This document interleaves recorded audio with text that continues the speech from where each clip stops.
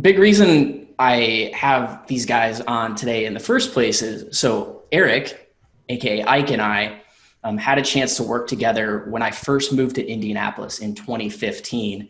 And I really respected his opinion on brand strategy. He was actually helping my company at the time with our website, but stayed in touch. And Ike has so much experience in this space. And Brian actually spent his entire career, and I'm excited to dive in a little bit further, but like 20 years in sponsorship strategy in the sports world. And so I wanted to have these guys on today because at We Are Right Hand, they've, based on market feedback, come up with a framework to help better align executives, the sales team, and the marketing team with the audience and who they're targeting. So we'll dive into that. But before we get too deep into tactics, Ike, I want to start with you. Maybe give us a little bit of your backstory. Yeah, so Pennsylvania guy, grew up about 45 minutes outside of Penn State, moved out to Indiana my sophomore year in high school, went to Ball State. So I'm a proud Ball State Cardinal alumni back in 1998, which seems like forever ago when I go out and talk. A lot of times now when you go to colleges and you say that, you realize you're looking at people that hadn't been born when you graduated college. So that's always interesting. I've really been in the branding, advertising, communication strategy space for the past 20 years. Definitely believe that as adults, we shouldn't lose the things that we found so fun as we were kids. And that's not taking yourself so seriously, finding the fun in things, and keeping your mind motivated outside of work. Happily married and have 2 kids that are the world to me. So got a dog and a cat. So just living the dream, you know? Yeah. And fun fact, guys, Ike just got his, was it 3rd degree black belt? Yeah. Spend just like one more minute on your work with like martial arts outside of work and how it's made you a better professional. Yeah, I'm one of those people where I just feel like for me personally, I need to have a stress outlet, and it has come into the form of athletics or sports, has been my whole life. And martial arts fits that nice need because, you know, when we test or even when you spar, a lot of times you think it's just a bunch of guys and gals trying to kick and punch each other in the face. And although that's true, there's a lot of strategy that goes into it, a lot of planning, a lot of actually mentally having to be dialed in. And one of the things I think that I like most about it is, you know, you'll learn a lot about discipline and respect and commitment, strength and courage. And, you know, I'm an instructor now, and I get to see a lot of kids come in from all walks of life, all different perspectives, all race, religions, backgrounds, and to see them change in their confidence and their body language just through doing something that they know is hard, that they know doesn't come easy. I think it's something you can translate to business, because when you start a business, you want instant results, and sometimes those things take a long time. And so for a lot of kids, we tell them it's going to be at least 3 years before you get your black belt. And guess what? When you get your black belt, that's when you begin learning. And people are like, what? I thought that was it. And it's like, no, there's still 9 more levels and 40 more years that you got to climb the ladder. So I think a lot of it is just teaching people patience and the idea that sometimes the things we want most in life are the hardest things to achieve. So I just enjoy it. I love working with kids and mentoring them. And so I think it's one of those things that I look forward to every Tuesday night and Saturday morning. And, you know, I also get to break stuff and kick people and not get in trouble. So that's also kind of fun at times. Yes. Yeah, you bring up a good point, how it's not a bunch of Neanderthals in a cage just beating each other up, right? Like it's called martial arts for a reason, and there is a lot of strategy. And I think mixed martial arts is particularly interesting, how you've got disciplines from all over the world from various points in history that have all culminated in just how do they mesh together, what actually happens in the ring. And even before you get to that level, like you've got to train for years and years and years. And it's good for, I think, kids to see that and see the patience it takes to actually get results in something. So that's cool. Yeah. And so Brian, AKA BK, tell us a little about yourself. And a lot of this will be new to me too, guys. Yeah.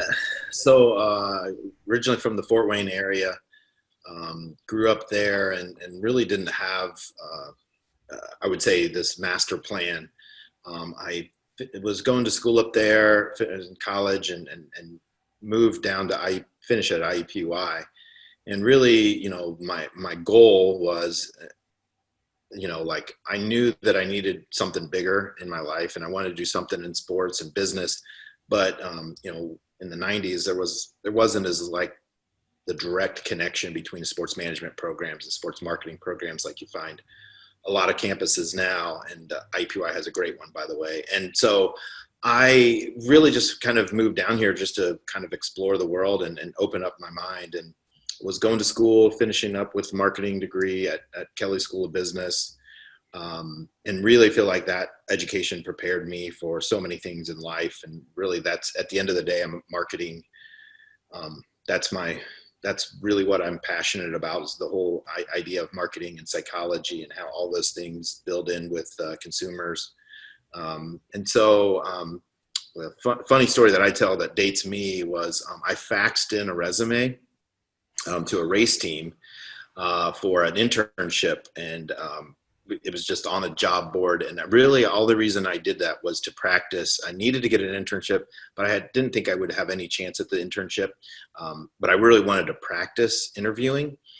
So I sent it in, and I was living in Broad Ripple with a few of my friends. And I told them, hey, I got this job interview. I'm going to go check out this race team. And I go out to the northwest side of Indianapolis, and a lot of race teams out that way. And it was the coolest experience ever. I walked into this, because I was thinking racing. I'd never been around racing. I moved to Indianapolis thinking I worked for the Colts or Pacers. Yeah. And so it was just this awakening. Like, it was just this aha moment to walk into a race shop. And up until that point, I had been around cars thinking more so about Jiffy Lubes, and to see a race shop and as any person that has any kind of like imagination or, curiosity, it was like the coolest thing ever. And just seeing like the floors were immaculate and everything had a place, and there were rooms that had blinds on it that you couldn't see what was going on in there. So it sparked this interest of, I wanted to be a part of it. This was a team, Pac West Racing at the time. And, it was just a cool experience. I was fortunate enough, I got the job. And the other funny part about it is I accepted this job pretty much on site. And I go home, I tell my roommates all this stuff, and they're like, well, how are you going to pay rent? Because at the time I had a part-time job. And I was like, so I had to call back Steve Fusick, who's a good guy. He's still in the racing world. And I had to ask them, like, hey, do I actually get paid for this? So I was so excited about the opportunity. I just jumped in. And really what that did is it showed me really the world of sponsorship and marketing as it relates to racing. And why that's so important is because, without sponsorship, you don't race. And so, as sponsorships are very important across all sports, but as it relates to racing, it's really the backbone. So that really got into that for 3 years of working with a race team. Great experience. That ended. I got a call from NASCAR in Daytona Beach, Florida. So I moved to Daytona and kind of have worked my way across the country doing racing, and then made it back to Indianapolis, working for an agency that did Formula One racing. So we had offices here in Indianapolis, London, and Hong Kong. And so working across all platforms, all types of racing was an amazing experience. But all of it taught me was how to maximize marketing spends as it relates to KPIs or ROI models to really get the most out of dollars. And so once you break it down to that kind of essence, it's pretty universal. Mm-hmm. And then 2.5 years ago, Ike and I started our venture, and it was just a friendship that we had always had. A lot of just peer-to-peer relationships that we had worked on different projects together. We were in the same spot of life as far as where we wanted to take our careers, being in early 40s, and just wanted more than just paychecks. And so we really started RightHand with the mindset of, how do we help companies be that right hand and, kind of lead them through that whole journey. Mm-hmm. Yeah, BK, I want you guys to dive into We Are RightHand here in a minute, but I gotta make a comment, just one quick question. The comment is, guys, if you've never spent time in Indiana or Indianapolis, you have no idea what this race thing is to that city. And it would blow your mind. Like, I'm born and raised in Iowa. I moved to Indiana, and everyone's like, oh, we do this big event for the Indianapolis 500. We rent this suite. All our customers fly in, and partners, and folks from all over the country. It's our biggest corporate event of the year. And I was like, what the heck, for a race? Like, this is stupid. And until you go to some, like, I'm getting chills thinking about the Indianapolis Motor Speedway. And like, I've become a race fan, and it's just so interesting. Like, ironically, that's what took you around the country and like really, really gave you your entire career path. That's really cool. And then real quick question, BK, on sponsorships, were you the one who was, because you worked for race teams, you would go find corporate sponsors to put their logos on your cars or what have you? Is that like the nature of it? No, so I was more of the service, and most of my roles have always been the fulfillment side of sponsorship.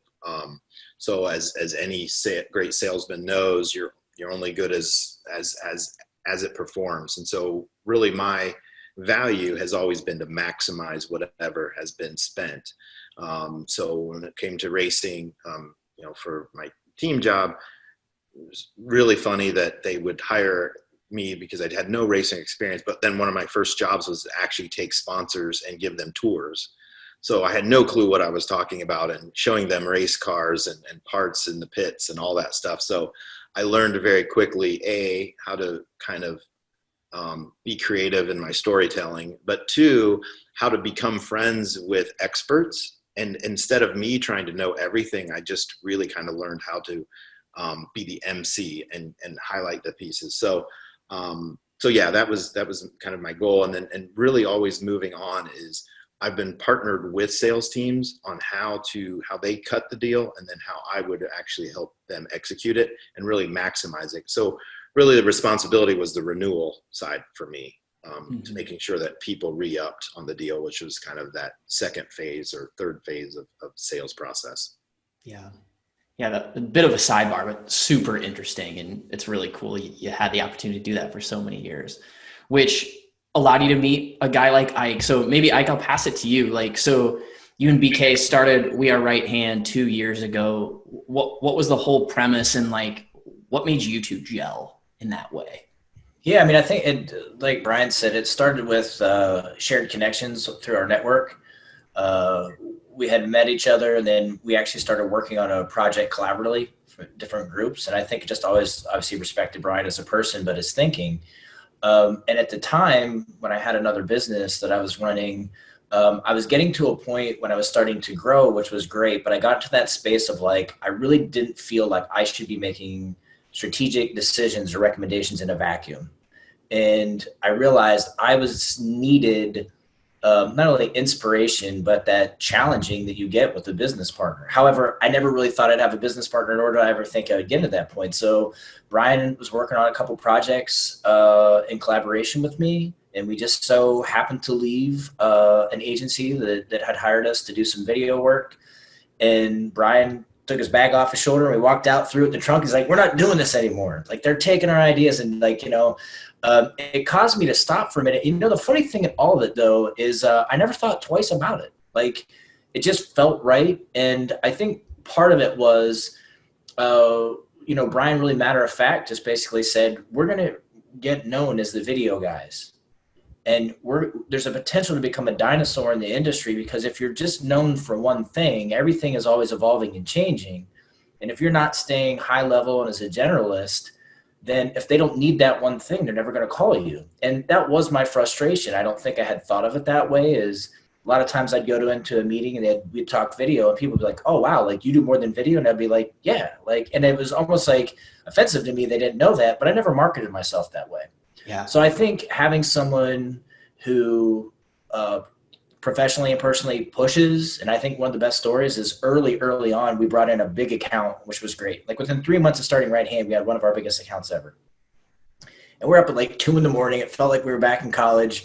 I was trying to write something, get my head around design thinking. We're texting each other, and I sent something off, and Brian's like, man, we need to change this. This isn't good. You said you wanted to be great. And I was so pissed for like 30 seconds. And I was like, you know what though? Yeah, you're right.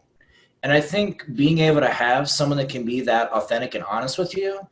So the mission from the start wasn't just to create an agency in Indianapolis. It was like, what can we build that keeps things like inclusion, keeps things like intent and purpose, keep things to not taking on projects, but really thinking of things that can impact people's lives and opportunities.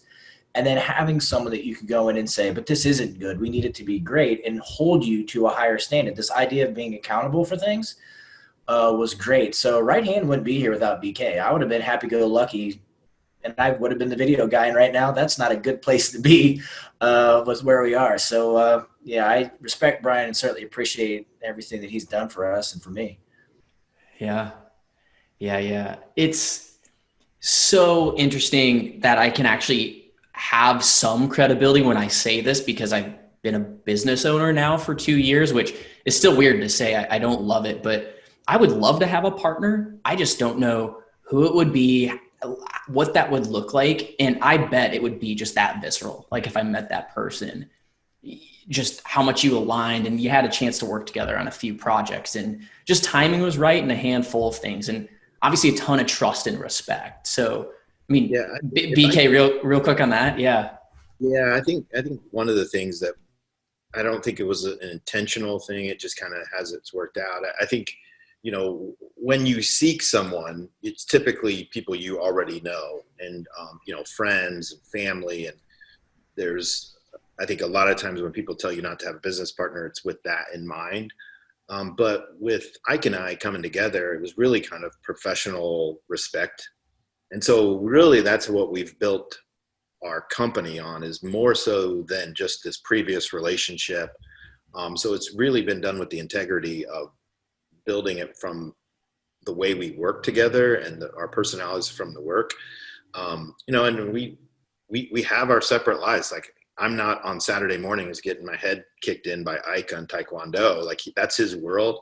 That's not something that's brought us together. So when you think about shared values, really what we share, the greatest value is our family, which is first and foremost for both of us, and then our business. And so those other things, I think sometimes we put more value on when you start a business, like, oh, we have to be best buds and we have a general respect for each other. And I think we've both been through bad situations. And so that's kind of our shared thing, is we don't want either of us to create a situation where we're going to create bad situations for anyone. So I think that it wouldn't have been the blueprint to say this is how to go out and find a business partner, but it just works for us. And that's been I wouldn't say the happy accident, but the kind of just the way it's worked out. Ike, I'll say it for you. Ike, you're the happy accident, man. Yeah. Bob Ross, man. I have the hair for it too if I let it grow. Yeah, definitely. So, and I think this is perfect because Ike, you started talking about it, which is, okay, you can make a really nice brand video for a company. You can even make a really nice website. I know you've been pretty much a known quantity for that as well, at least in my world. But you bring something up about things are changing so fast in marketing, and you guys saw the opportunity together with your collective, 40 years of experience in this brand marketing type world, and being effective with our money and the dollars we spend. Like, what's the problem RightHand has identified, and what have you created to kind of address that? Or whoever wants to take it. Yeah. I'll let BK jump in. He hit his button first. I think, you know, if we want to get tactical, there's a lot of tactical answers that we could do, but I think a lot of times, and we really do stress the word alignment, and we really feel like organizations start running in directions. Sometimes it's together, sometimes it's different directions, and they don't really have alignment. And so when we think about what helps with alignment, we go back to the basics. Sometimes we even make sure that definitions of words are actually shared, because you know, one of our first projects was when people called us in and we were talking about culture. Well, culture for one executive may mean something totally different. So just getting everyone on the same page of when we say culture, how do we define it as a company? When we say we're going to, whatever the problem may be. So when we say like the problem, I think a lot of things that we solve is helping people identify the right problem, and then even reframe the problem so that it makes sense for everyone. And so that everyone has a clear vision on what problem is solving, or what problem are they trying to solve. And so, I think that that's a key thing that we do. And sometimes that's all we do for people because they have an internal staff and they're going to go do it. What we didn't want to do, and what Ike and I both experienced from the video side, but really any tactic, if we got called in just to do a video and the video didn't work, they weren't going to call us back anyways, because they would say, well, video doesn't work, or podcast, or whatever tactic you want to do. So we really wanted, we say, swim upstream to where decisions are made and make sure that we could help influence that point, because then we can start assigning the right tactics to whatever the problem is. And so I think that sometimes it's just really misalignment, and that's really kind of our bread and butter. And that's because we feel like all the traditional marketing channels and all that stuff, there's a million people that can do all of those things, right? But really helping people really get aligned is a key thing that we set ourselves apart from. Mm-hmm. And I to echo that, I can tell you when I was a staff marketer, the company I worked for was 85 people. But even now, like I'm consulting for a company, it's 300 people. And the problems are similar, which is like the internal marketing person or even VP of sales, let's say, they're tasked with a lot, which is typically driving some type of business KPI. They don't have the time and sometimes even the internal credibility to walk an executive team through these exercises. And I can tell you, it's so helpful having an outsider come in and like walk through this as an exercise with the team. And maybe that's a good segue. Like, what does this framework look like? How do you position it? And maybe let's run a hypothetical too of, let's pretend a staff marketer didn't hire a strategist like you guys to walk through this. How could maybe a marketer replicate this framework for themselves internally? Because I do think a staff person could maybe start the rumblings of this potentially.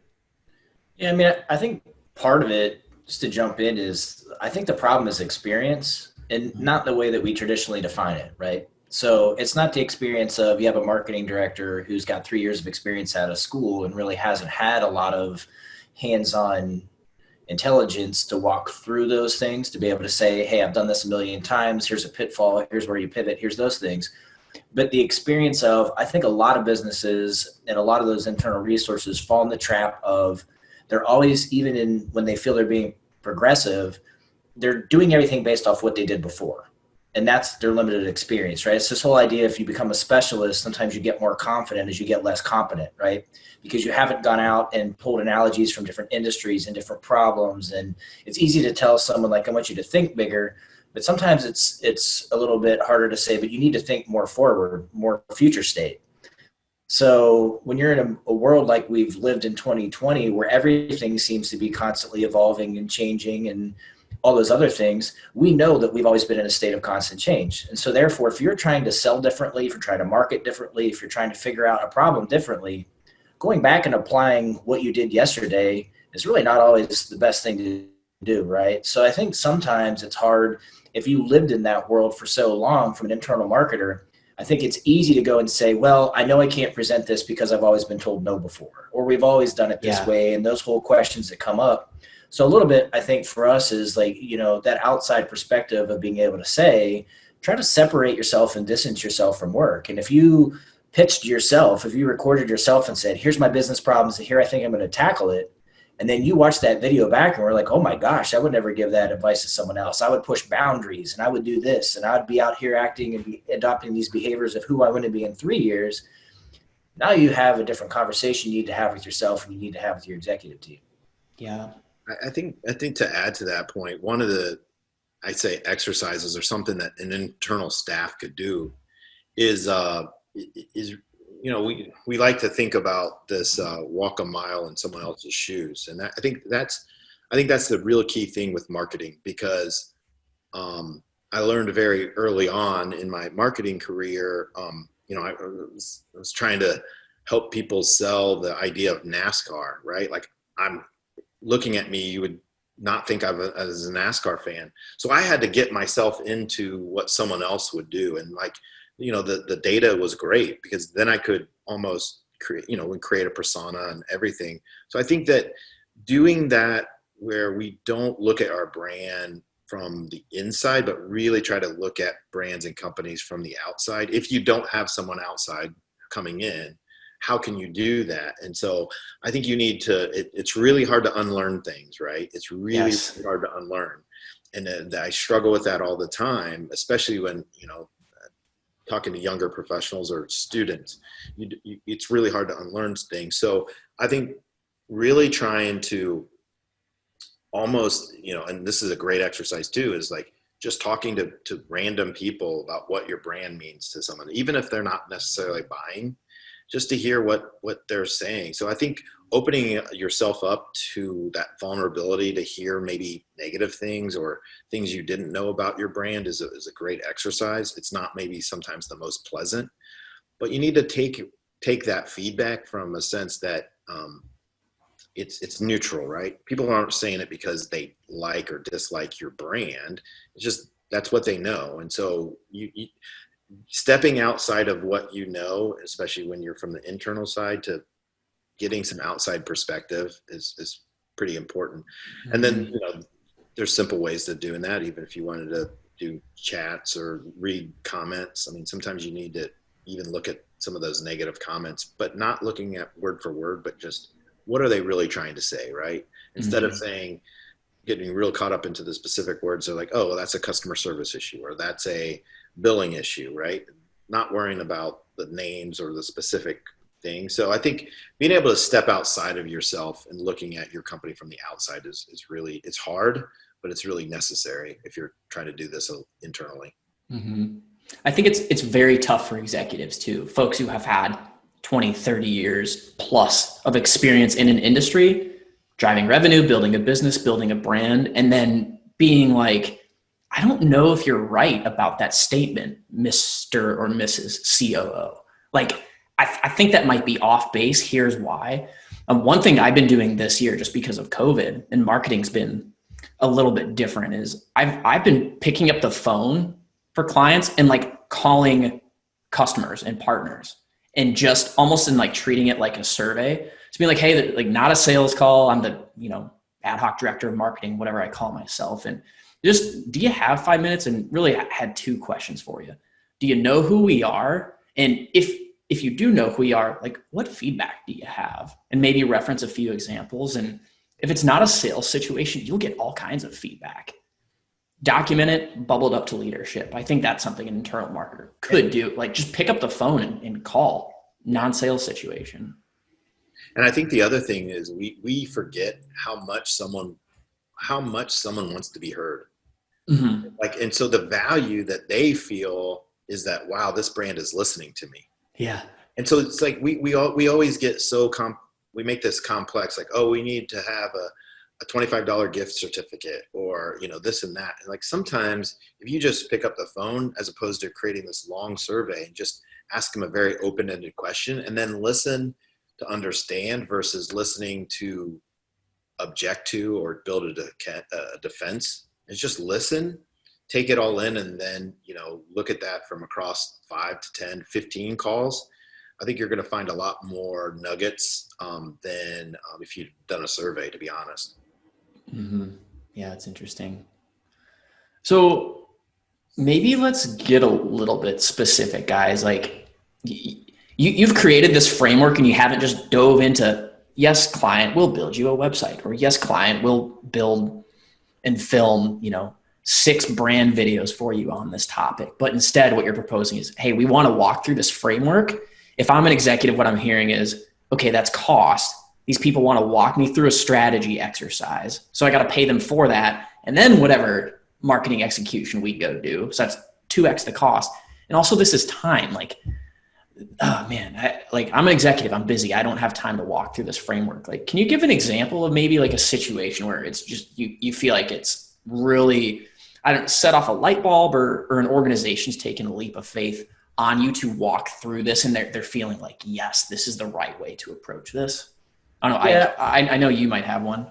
Well, yeah, I mean, and we have a lot now under the RightHand umbrella. I mean, I think part of it is one of the easiest questions to ask, I think, and maybe not even these terms, is how much does that company really know the stakeholders that are going to impact that brand?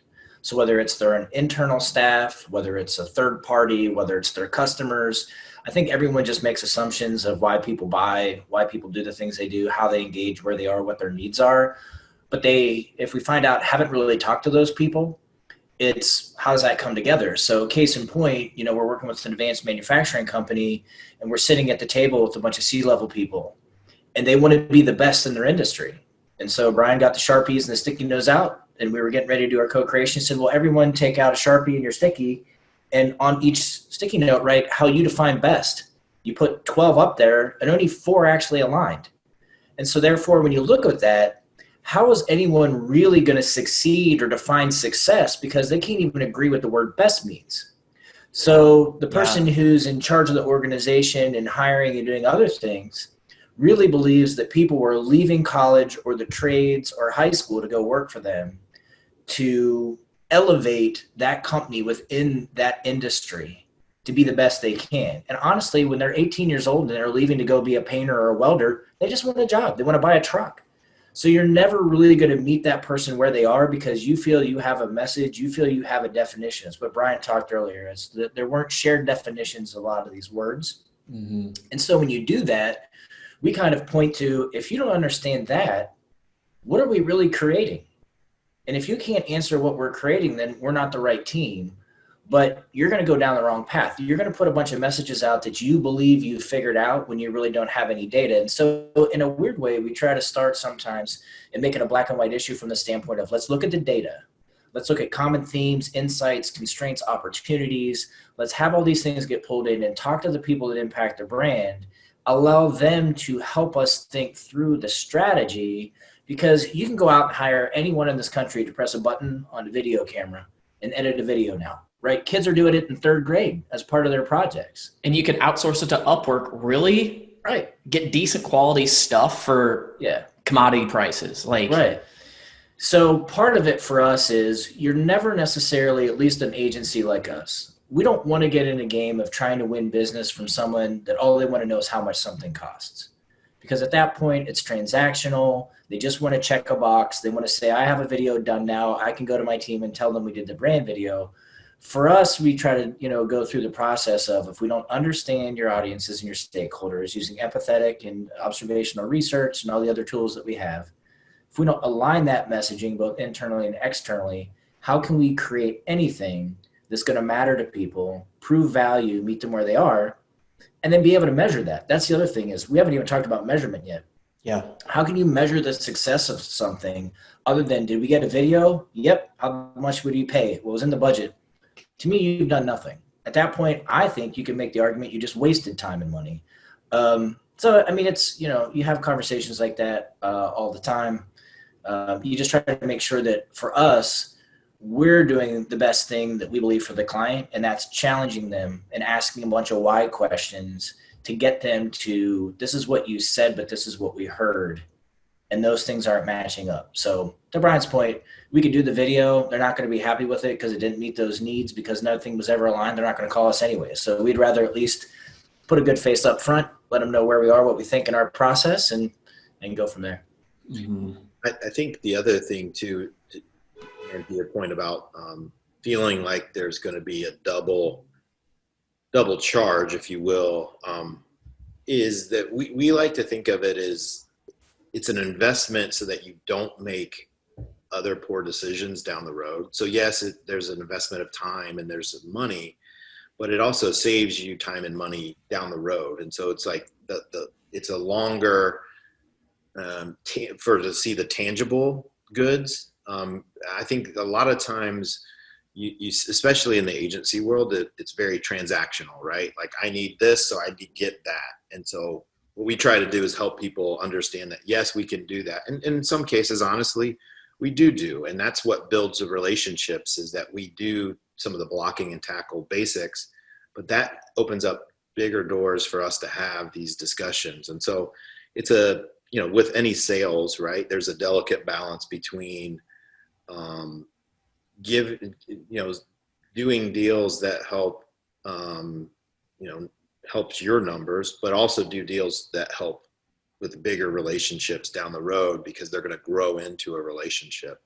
So I think that that's a delicate balance that we as business owners, that's the reality. Not everyone's going to come in and buy our whole framework and want to do it straight from the very beginning all the way through. And that's kind of why we even put it more from a kind of a cycle and a circle. It doesn't matter where you come in on that, you're going to eventually get around it. Yeah. Go through it. So it's not so much linear thinking that if you come in one space that right. It's really kind of, we always are in that constant mode of, iterations, and how do we kind of evolve our thinking as we go through it. Mm-hmm. I really love how fast we're able to test things like a video nowadays in terms of like, okay, best. If executives, you think we need to go create this type of video, we think that would portray best. What business KPIs do we want to fall out of producing this video and distributing it? Did we hit that or not? And like, sure, we can execute that and it may or may not work, but let's measure it. And then if it doesn't work, this is why we're talking about this framework. Maybe at that point we go do this exercise. And so that is an iteration of like, there's lots of ways to do this, but we can't just sit there and talk in a room and hope that we're nailing it. Like, we've got to put message out, test, iterate, and then get everybody aligned, not misaligned. So I really dig that. Yeah. So how are you helping folks measure this? Like, do you have a standard set of KPIs? So let's call it a brand video. Like, because here's what a lot of executives do want is a brand that portrays something, but I don't think all executives know how that backs all the way into the marketing execution. How do you help them think through KPIs? For example, sales isn't always what's going to happen. And if it is, it may not happen quickly, but execs, we have P&L to manage, like we have revenue targets to hit. So how do you think about that? I'll jump in first here. Yeah, and see what BK says. When we're using the word brand or measure, those are big words, right? Yes. So I think it actually would be hard to measure a brand video, because I think in that term, what you're saying is, let's get our value, our brand promise, our tonality. Let's create an experience for people that draws them in. And in that case, it's how do you measure awareness and engagement, right? You can look at, some soft numbers on social media, who shared, who liked, who commented, that kind of thing. But are you doing that because you're making a statement in the marketing place to set up what the next tactical elements of that campaign are? So I think it's really hard to turn around and say, we're going to do a brand video that's going to hit all these KPIs and we're going to establish them up front.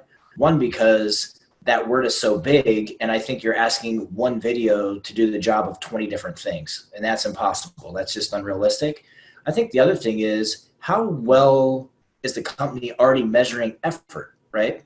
So if I look at from the standpoint of what's the benchmarking, well, where are we right now? So in your past communication efforts, when you were looking at, whether you're doing marketing automation or whatever campaigns you're running, maybe you're doing some Facebook ads, whatever there's like LinkedIn, how are you actually being able to convert those dollars spent to leads and then conversions?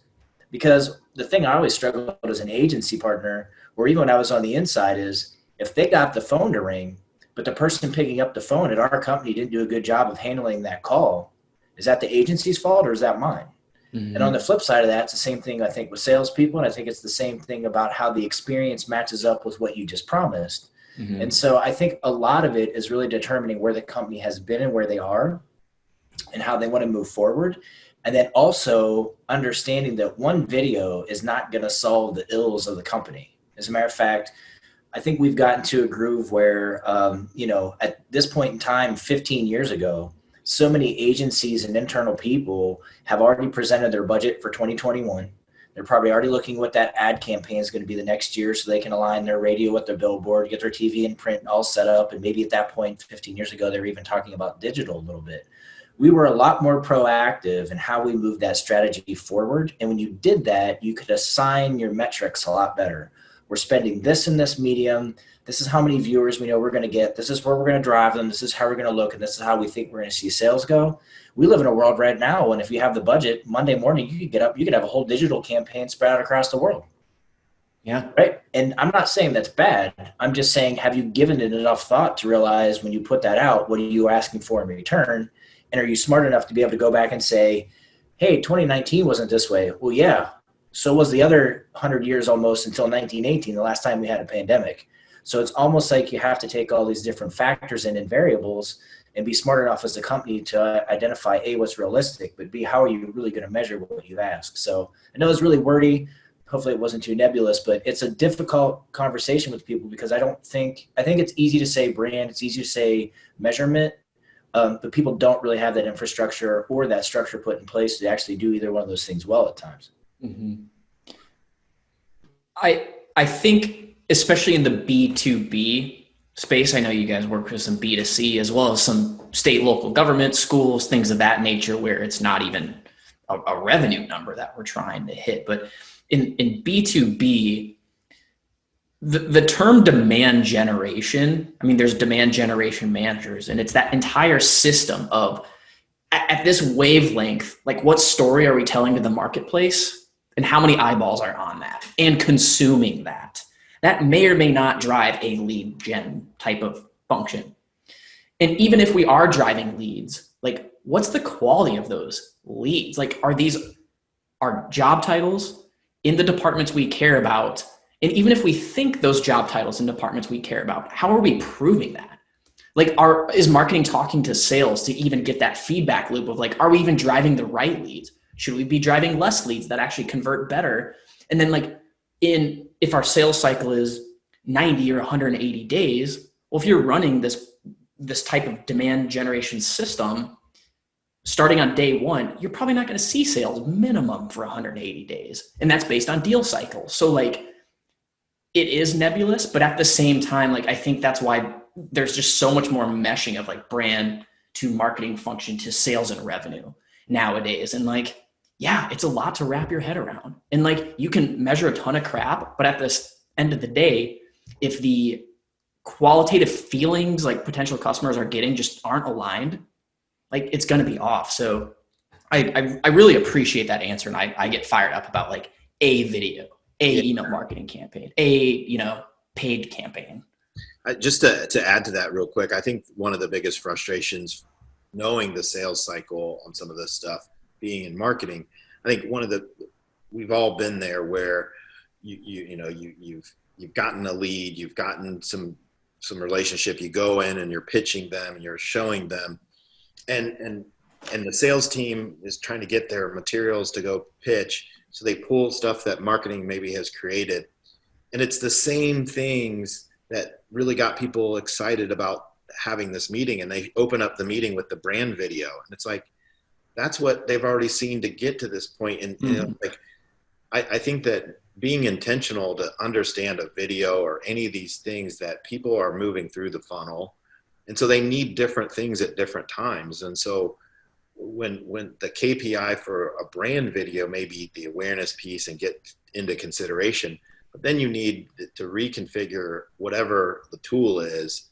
that now that they're deeper into the funnel, like there needs to be a different KPI than what was on top of the funnel, because you want to make sure that it looks like your organization is talking to each other, right? Because if it's sales or if it's marketing driving sales, then all of a sudden like sales is like, well, we have this really cool video. And like, yeah, we've seen that 2 weeks ago. Like we already really like the brand. We want to know now what's the meat and potatoes of your offering. And that's where a different video to a different, more narrow audience could be more effective than just showing the cool, sexy, car around the tight roads, and there's a drone shot and there's slow motion. Like we're past that, right? And so I think that even understanding how those video could be played across or down through the funnel at different times is just so important. Yeah. And the only other thing I'll add, and I know, Aaron, you know these stats better than we do for sure, and certainly people listening to this, but just look at the B2B buyer's journey. And we've kind of gone through that with one of our clients too. It's something like in the high 60% of all their research is done digitally. More than 70% are in this research stage where they've actually turned to Google, and then more than 75 or 80% are actually looking at social media all the time. So when you think about those numbers and the fact that things are on digital and on social, it's a complex mix of different pieces of content at where people are in their journey, right? Whether they're research, whether they're in consideration phase. And so you have to look at, again, it's not one thing that's going to lead that person, even referrals. A lot of people aren't coming to a site or to a company on a referral, and they pick up the phone. They're like, hey, Aaron, your friend told me to call you. I got $1 million. Can we start Monday? It doesn't work like that. We wish it did, but it doesn't. And so therefore, I think marketing has to play an important role with sales to help understand that as much as we want things in instant gratification, that's not what the numbers say. And the numbers say that the sales cycle actually tends to be a little bit longer now because people are doing more of their independent research. And if you're in a company, especially in IT, where a big persona that you're working with are growth mindset people, you almost want to put enough intrigue out in the marketplace with your content that you made them feel like they stumbled upon you. Because as soon as you force feed them, we're really good at this, they're going to be turned off by an ad message. So how's a video going to not do that? Well, a video, if you're providing good content and helping them as lifelong learners absorb information that they can practically use the next day, you're going to build trust and rapport with them over time. So it's just really hard sometimes when you think of those metrics of how you measure that. And not only that, but like Brian and I are working with someone right now where when you're looking at the sales process, if they have to sell differently, how can you even look at the numbers that you did before, right? Because by the time they get the lead, how much time has that person spent and how much more efficient can we actually have that sales job be? If you have a bot on your website and it answered 80% of the questions you get all the time, then those salespeople are really establishing the trust and relationships personally to close the deal. So it's just a bunch of different things that have to go into. And I think that's where you have to work with a company that's really going to invest their time and be intentional about understanding the process. Yeah. I'm so glad we went down this path, you guys, because you think a couple dudes in sponsorship, brand strategy, video creation may not be attuned to deal size, deal cycle, and because of those things, the types of marketing assets we need to be creating to enable that type of revenue, plus making customers feel good. But like that is the state of marketing today. And I'm just so glad we've gone down this path. And it works the other way. I think some of the best salespeople nowadays are very in tune with what marketing's trying to do. And they grasp why, no, marketing may not have time to make that weird two-sheeter that is like super generic and catch-all. And it actually may be much better for that marketer to spend 3 days on one account for you, on one deal for you, making a strategic deck and enabling you with talk tracks or what have you, because that account, based on who we're talking to and its propensity to close, is very, very high. And so it even goes back to like marketing cycles. And if we're agile, we can do things like this. But it takes learnings, takes trust, takes alignment. And I'm just fired up. This is the way you guys think. This is great. Cool. Well, dudes, any parting words from Ike? How about you? I'll start with you. Any parting words or anything like, you just wanted to piggyback on? Yeah, no, I mean, I think the biggest thing for us or that we're seeing is just whether individually or as an agency, number one, always having great intent with what you do. And understanding that there's so few things in life we actually really control. Everyone got hit in the stomach with COVID at the same time. And I think, you can get down in the dumps and this, if I had to hear the word unprecedented one more time, I thought I was going to throw myself through a wall. But, it's the idea of taking that constraint and making it an opportunity. Have we learned anything that we can evolve from this? And, this new norm, I'm glad we've dropped that too, because, in all fairness, I think it's caused a lot of businesses to rethink and reimagine how they do business and what's important and how efficient have we been with our time, right? So I think first and foremost is just, like we do in a lot of the documentations for alignments, it's very funny. We'll list constraints and right after that, we'll put opportunities. Sometimes that list is almost identical. because if you flip a constraint on its head, a lot of times it's opened up a new avenue of thinking for you that you can actually capitalize on. And then for us, just personally, I mean, I think, we've succeeded as an agency by really embracing inclusion and how important diversity is to the world of business, and staying relevant and being reflective of the audiences that are going to work for you and buy your product or service. And the fact that it's not just race, it's not just religion, it's not just all those things. It's really the difference in perspectives that you can bring to the table. So that when you have a group of people from different backgrounds that sit and break down a problem, you get so much better thinking because everyone's brain and experiences have been different. And then when you align those things, that's when the magic really happens. So, I mean, I'm very proud of what our agency has done, but I'm also excited at the fact that when we've talked to other people, we really feel now that people are starting to hopefully get together, come together, and try to do the best that they can to make 2020 a year that didn't, define us. It's just something that maybe it caused us to stop and reflect and put things in perspective. So we feel good with where we are, but like anything, next year we have the same conversation, it'll be different, and that's okay. Mm-hmm. And I just, on a personal note, I know how hard you work, even from afar. I've just felt the way you've talked about things, and I can tell you put time into what you do, and you care about quality. And when I hear things like your work with good intent and things like diversity and inclusion are important to make sure we're like representing ideas, this is why we can create bad marketing, because we're just a certain type of people thinking a certain type of way, and we're missing the opportunity to be human. And like that's some of that like warm and fuzzy stuff of the brand marketing that a lot of people struggle with. And like it's actually pretty basic when you break it down that way, though, and it's rooted in your culture. So that's really cool.